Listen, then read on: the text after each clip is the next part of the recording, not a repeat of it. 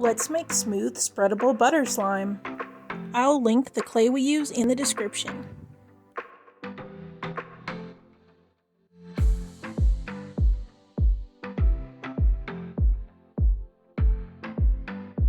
We'll start by adding white Elmer's glue. Remember, your butter slime is going to be twice as big in the end after you add the clay. Since I'm adding white clay to my slime, I'm going to make the color twice as strong as I want it to be in the end. Next, we'll start adding our borax mixture a little bit at a time.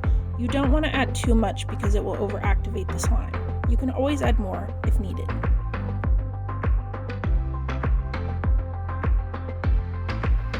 Once your slime is ready to go, we're going to add the clay in a 1:1 ratio and knead it in.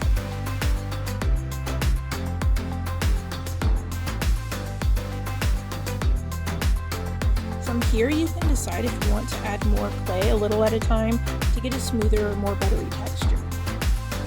If you liked this video, make sure to like and subscribe and turn the notification bell on. Leave us a comment to let us know what kind of slimes you want to see next.